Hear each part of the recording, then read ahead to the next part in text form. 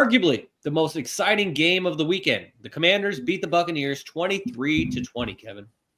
Left hand up, Kev. Dog, this game, another game that I called, and a lot of people said it was crazy. Um, Jaden Daniels, man, has just turned this franchise over. They haven't won a playoff game since 2005, I believe, Toddy.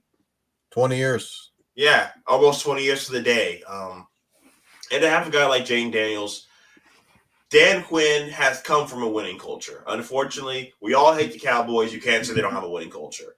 And for him to now run the ship, and for, like Toddy mentioned, with Cortland Sutton, he's always been a good guy. He's always been really good. The quarterback situation has been shit. That when he said that the person that I thought of was Terry McLaurin, he's putting up 1,000-yard receivers with Tyler Heineke, Kirk Cousins. Now Jaden Daniels needs to get the same kind of respect that we gave to Jordan Love, to C.J. Stroud last year, and we wanted to say they were top 10 quarterbacks. And Jaden Daniels is doing it now, and now the biggest thing around him is to see what he can do next year, see if he can follow up this amazing rookie campaign. But this dude has changed this team's trajectory. And I know everyone's going to say if Baker doesn't fumble, it's a different game, but Baker fumbled. Jaden Daniels takes care of the ball. And a crazy stat, they lead the percentage in fourth down in the NFL at 87% on fourth down. So they're up there like the Lions. Dan Quinn's going to say, we're going to put it all out there. We're going to go out there and we're going to try to win this game. And for Dan Quinn to just flourish and embody this confidence into these guys, like a DeMeco Ryan situation in Houston, just give these guys to believe that they can do something. And now people are saying that Washington is a place that free agents want to go because of this culture that they are now building. So I'm really excited, as an NFC East guy, to have another team continue to play. I am screaming from the rooftops, all the Commanders fans, I need y'all to win so we can beat the fuck out of y'all since y'all thought it was good after beating Two Glove Kenny.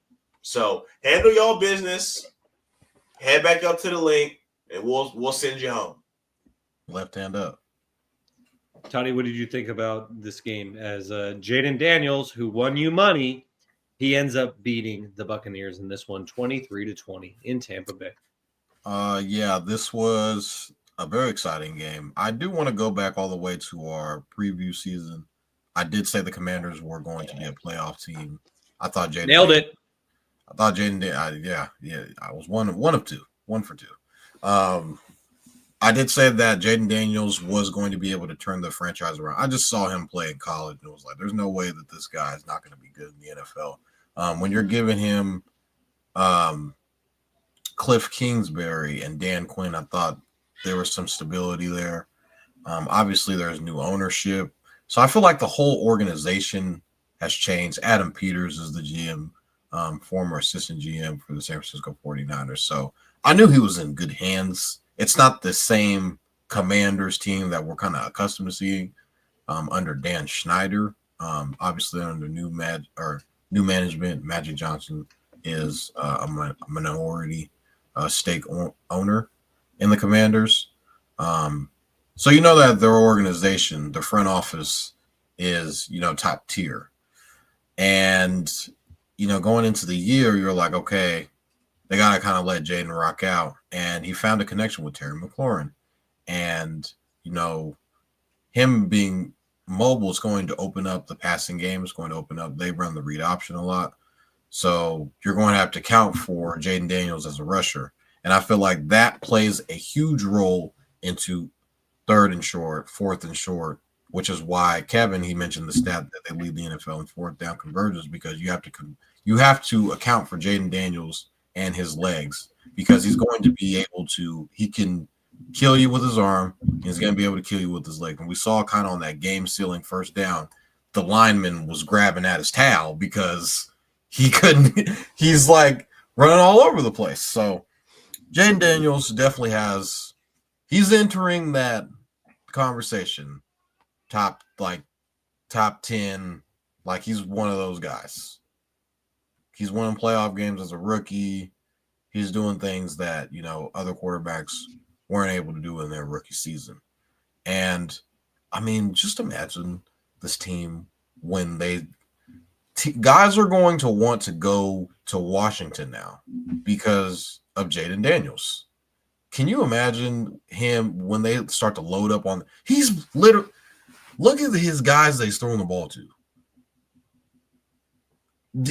D'Emi Brown. Have any of you guys ever heard of him before the season started? Couldn't tell you that I ever heard of him. McCaffrey, they got a whole bunch of Zacchaeus, like, who are these guys? Noah Brown.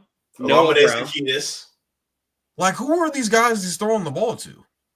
It's like it's McCaffrey's brother. McCaffrey's brother, who used to be a quarterback.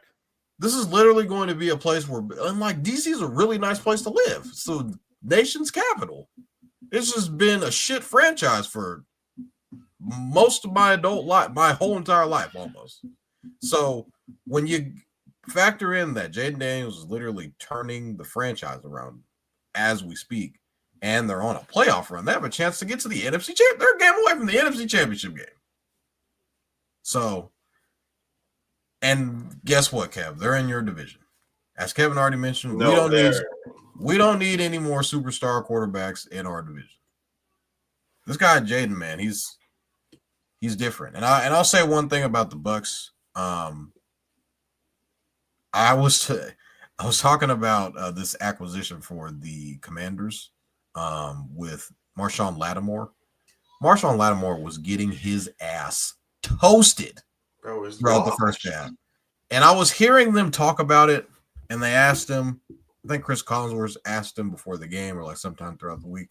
They're like, what's the game plan for Mike Evans? Like, what are you guys going to do? Are you guys going to double him? Or is this because obviously Marshawn Lattimore and Mike Evans have history, going back for his time with the Saints, had a bunch of battles going back and forth. There've been times where they've been ejected, fights, punches were being thrown. Like it's a whole thing. And they asked him about it, and he was like, there's no way in hell I'm not guarding him one-on-one.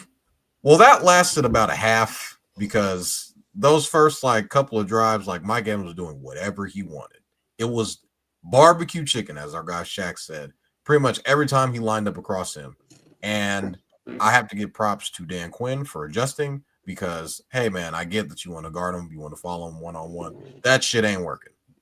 So I like what they did for the rest of the game, kind of doubling, bracketing, putting him in bracket coverage, and not allowing Mike Evans to get free. I thought Bucky Irving played his ass off. He's another guy that I kind of called throughout the season. Saw him play at Oregon his last year there. And he was my last pick in the draft for my fantasy team. A lot of people just let him, team's not called Baltimore University for no reason. I do think – I thought Baker played solid. I mean, he didn't play bad. I feel like the only blemish was really the fumble, and it was costly. And you could say it kind of costed him the game a little bit, but it was not good. And just the way how the game ended, Dan Gonzalez, you got to tip your cap to him. But God, man, he was sweating bullets. That entire game, he was fixing his hair 1,000 times. I think I saw something that he had OCD, so he was taking his helmet off. It was very. The fucking hair doesn't move. It was very, very nerve-wracking to watch him go out there, and I'm like, I got money on the line, and he's out there freaking tweaking out there, and I'm just like, brother, I need you to get it together here. Just go out there, do what you're paid to do, and he did it. It's very rare that we see doinks go in. Usually, when a ball doinks, it's usually game over from there on out. Could you imagine that game goes into overtime? My goodness. I was so happy for the Commanders fan when the Commanders fans for it to actually go in because I have one sibling. He's a half brother, and so my half brother's stepdad is a diehard Commanders fan, and he's the only Commanders fan I've known all my life. And he's an old white man, so he still calls them the former name. He's like, I don't care. He's like, I don't care. They're the Redskins. They're the Redskins. I don't care. And then now one of my coworkers in Sonora, his name is Guy, and he is a diehard Washington fan as well. And I was just thinking about both of them as I was watching the game, that I was just so happy that they were able to be happy, and that it actually doinked in, because those Commanders fans, like, they've gone through so much. And even if the road ends here, I mean, it was a hell of a season, and it's a building block for the future. My favorite part about it was when I saw Magic Johnson talking to the media after the game, and Magic Johnson is a minority owner in the Washington Commanders, and he was standing there with his arm around Josh Harris, who is now the new majority owner who took over for Dan Snyder. And Magic's trying to give so much credit to Harris, and Harris is almost uncomfortable with getting the credit, and that is the polar opposite of Dan Snyder. And so it's a new dawn, it's a new day in DC, and I'm happy for all of the Commanders fans